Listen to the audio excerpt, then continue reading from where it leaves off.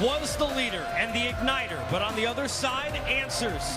They've come for 5 consecutive seasons in this Warriors run from Klay Thompson and from Steph Curry, who did what he could to keep the Warriors' hopes alive. But Klay went down.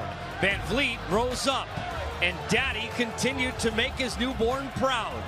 And then this missed shot officially helped make the Raptors champions for the first time ever. Toronto, welcome the champions home. The celebration north of the border continues, and so does it inside the locker room for a team that's been reserved at every point, led, of course, by the quiet MVP of the finals in Kawhi Leonard, but no longer quiet. They are loud. They are strong. And let me tell you something. Jurassic Park, the movie, was loud at the box office. It was nothing compared to that crowd and the one in here that has already once serenaded their team with O Canada tonight. O Canada, indeed, last title for any team in that country. The Montreal Canadiens in 1993 was the same year that we saw the Blue Jays try and go for a 3rd straight and miss after winning back-to-back, and that was it.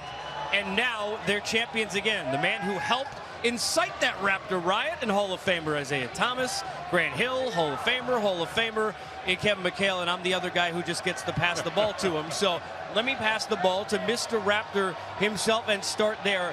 What kind of feelings of pride do you have as you sit there and watch this trophy celebration and now the celebration for this team? I could not be happier for the country of Canada, for the Toronto Raptors and all their fans, and the team, the players, management.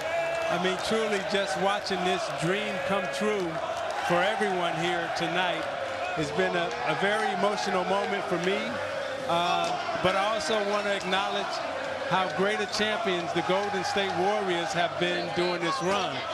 But, you know, the Raptors, watching them celebrate and seeing the fans and just knowing where we all came from, and to just see this dream really come true, I'm just glad I was alive to see it. Grant, when you talk about adversity, right? A franchise, sometimes it's not just about a season. This is a franchise that has had that. Will players go there? Will they want to go there? A year ago, when we showed it, Jared alluded to it in the open of our night, that Masai conversation after the last time it was LeBronto north of the border, right? A year ago, we're not going to go through this again. We will make changes. It takes a lot of guts. It's a family show, we'll use that word, to go and give a franchise face in DeRozan, to rent a Kawhi without knowing whether or not you'll keep him. How about what it took to get here, and from top to bottom, the risk-taking that led to the championship run? Well, you make a great point there. I mean, this time last year, when Golden State won, no one envisioned this right now happening. Toronto was a team that you almost felt like their window of opportunity had closed. They just couldn't get past Cleveland. LeBron James decides to go out west, and like you said, you make a bold decision in bringing in a Kawhi Leonard, who didn't guarantee he was going to stay and hasn't throughout this year. And then you make some other moves, and you bring in certain players. You fire a coach essentially who was coach of the year, and something about Nick Nurse that you identify that he's going to help this ball club. There were calculated risks. Obviously, these risks have paid off, but you have to do that, I think, at times when you run an organization. It's not an easy thing to do. There are a lot of head scratching, a lot of people, well, is this going to work? Well, you know what? It did work. It validates Masai. It validates his vision. And it was storybook in so many ways. And really, you got to just, first of all, as Isaiah said, Golden State, you got to tip your hat to them. Not only as great champions, but they showed so much heart throughout this series. They never quit. They competed. You know, Steph Curry had a shot that, you know, he usually makes. They could have sent this game to a Game 7. Now, I don't know who they would have put on the court in that Game 7 with all the injuries they had, but they fought like champions. But they came up against a team that was determined. It was their destiny. It was their time. And congrats to the Raptors. Back, it's a game of stars. We've got stars and Hall of Famers on our desk. You had a team which is unlike any maybe we've ever seen in terms of the amount of them that you had. But but you know from coaching and playing it takes a team. So how about the fact that how do we get here? Yeah, Kawhi was brilliant, but Van Vliet hitting the big shots again. Siakam, a huge game again. Lowry, again, a huge game. This was a team that, for the first time in a finals since '94, put up 5 starters with 17 points or more earlier in this series. How about the balance and the organization as a whole using everyone the way they did? Yeah, they developed their players well early. I mean, Van Vliet comes in and he made big shots down the stretch. Siakam's just improving every single day and getting better all the time. So I like the way they did it. Now, a big move by getting Kawhi Leonard. Let's be honest. Yeah. This doesn't happen if Kawhi Leonard's on the team. All these guys can improve all they want, and they lose to some team in the Eastern Conference. Kawhi Leonard was a difference maker on this team, but yet Kyle Lowry set the tone. He started off like a house on fire to start this game, and man, they all started saying, okay, this might be our night. You know what I mean? Because you come into this thing, you know it's last night in the article, and this place has had a lot of magic in it, and they knew coming in that they were going to have to get out to a good start. So it was a total team effort, and I tell you what, I was really happy for Nick Nurse. Nick Nurse took a lot of static the last game for calling that timeout. He's not afraid to do, he put a boxing one in earlier in this series without ever practicing it. That takes guts as a coach, man, because you look and go like, I have no idea if this is going to work or not. We've never done it, and it's the finals. I'm going boxing one. And he wasn't afraid to experiment and do stuff. Different lineups, sat down Danny Green, put Van Vliet in there. So there's just a lot of positives to this Toronto team. Since Kevin Durant, guys, became a member of the Golden State Warriors, the total number of games in the finals they had lost at Oracle going into this series, 0. They lost not 1, not 2, but 3 consecutive games in this building. It's the first time in the history of the finals that 5 consecutive games won by the team on the road. So much for home court advantage. We go on the road north of the border, and we check in with Skeets, who's live with what could only be described, I would imagine, as pandemonium. We saw the Cubs, Skeets, after all those years. I covered Boston '86 after the last time they'd won a World Series. Take us through what you're witnessing now for a team that had never been where they now are as champions. Yeah, it's a controlled chaos, I will say that. There's a dance circle going on to my left. There were fireworks going on to my right behind me. People are obviously having a good time. I will say, before I freak out about the Raptors winning a title on live television, prayers up to Klay Thompson. That guy is a stone cold killer. He is one of the greatest shooting guards, I believe, when it's all said and done, we're ever going to see.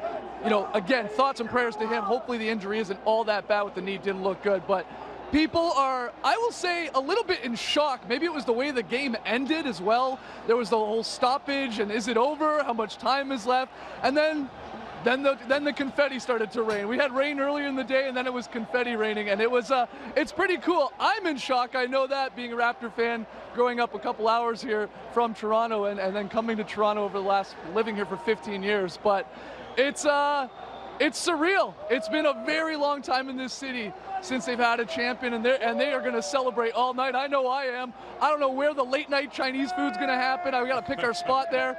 Drizzy, Drake, where's the after party? You can tell me. Yeah, this is going to be fun for a long time here. Well, we're just happy. Drake apparently invited Grant to an after party somewhere, so I know we're all going as plus ones.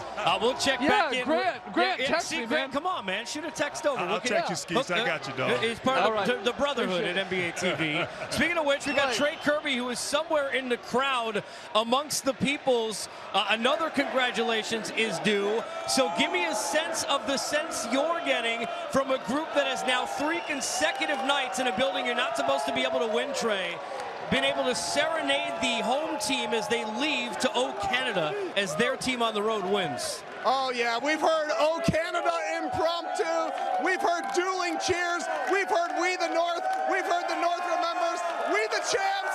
I can barely hear myself talking. I feel like Section 102 has been annexed by Canada. They might just stay here. They're closing down Oracle, so maybe this is Toronto West. I don't know. It's insane in here. Don't get lost. Make sure, because you're tall, unlike me, you probably won't. We'll check back in with Trey. From all the festivities in the crowd, how about the team and everything that they had done? We mentioned Kawhi coming over, a big part of the deal, and a guy who also was a huge part of this team in Danny Green. Shot making, defense, and leadership. He is in a festive celebration with our own Kristen Ledlow. Is it possible to describe this moment? No, there's no words really. Honestly, just celebration actions. You see everybody just so happy. Brought one home, not just for us, but for 36 million people watching, our whole country. It's special to be a part of. You know, just trying to enjoy it as much as we can. How would you describe the journey that it took to get here? The roller coaster. You know, we never knew where we'd be at, especially since the trade dates and then other trades. And, you know, the guys that were with us early on, we did this for them as well.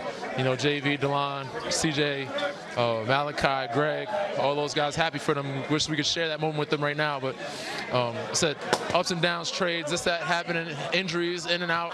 But, you know, it's all worth it. It's all worth it for sure. Congratulations, Danny. Go celebrate with your team. Thank you.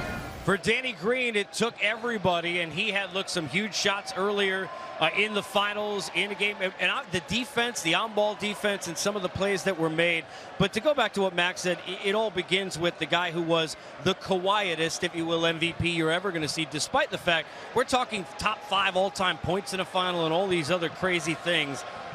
When you look at Kawhi Leonard, we knew that he had improved and become one of the better players. But when you think of a year to a year, right? Think about this, guys. Grant talked about it a year ago. We never would have thought, right, about the Raptors. What was the conversation? If I asked you guys a year ago, let's talk to some people about Kawhi. Oh, well, he not tough. He don't want to play with San Antonio. Remember all that stuff? How about what happened in a calendar year for him, public opinion and rhetoric-wise, to where we are now? Oh, it's been, you know, a total 0 to 100 change in terms of the way he's thought of and perceived by the general public. Now, inside the NBA, in terms of the 450 players that are inside the NBA, Grant, Kevin, you know, those guys never lost respect for him, and they always knew who he was as a player, as a leader, and a respected champion from being in San Antonio. When he got here to Toronto, what he did was he stamped this organization with his championship knowledge, his championship pedigree. He and Danny Green, I thought, came in, those two as leaders, those two as champions, and then when they added Gasol, I thought they added the right chemistry in terms of knowledge that play in big moments, understand big moments, know what to do, and don't panic. And Kawhi was always the guy who led him quietly, and when his voice was needed, it was added, but his play was perfection. You know, they became a business-like team because of Kawhi Leonard. He walked in, took care of his business, and walked out of the arena. Yes. There's no jumping around there. Yeah, you know, then he came to the next day at practice, did his job, did his work, worked on his game, beat somebody else that night, and went home. I mean, he just went about his business the way a champion goes about his business. You can't get excited every single time you make a basket. And, you know, there's a lot of baskets to be made, but he played so well. But I saw this team become more resilient, just a little bit tougher, a little bit more business-like. And that's why they're champions right now. You don't get chance to hold that trophy up unless you got a lot of business-like guys on your team that understand that this is a tough road and you got to go get it. You guys make all great points, and I agree. But the thing that's surprising, you know, going back to this time last year when the trade was made, not just the narrative being negative, but he had been out for a whole year. Yeah. And as someone who's been out for a whole year, you know how difficult it is to get your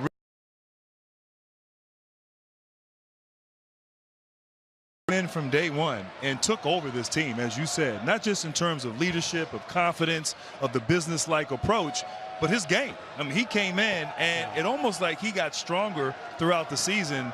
I remember doing a couple games back in February with Isaiah. We were in Toronto, and the resting and sitting out those 20-some-odd back-to-back games, and you kept thinking, when are they going to allow him to get his rhythm, particularly as we roll into the playoffs, and he's going to be needed day in and day out. Well, I'll tell you what, that strategy worked because he was at his best, took his game to another level. And how do you get hurt, sit out a year, and come back better?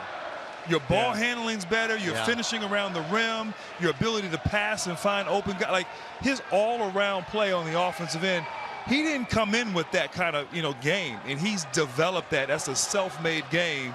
And that's been as impressive as anything that he's done throughout this season. You know what, Grant? The other thing that I thought he did when he got to the Raptors is we always talk about Kawhi as a two-way player.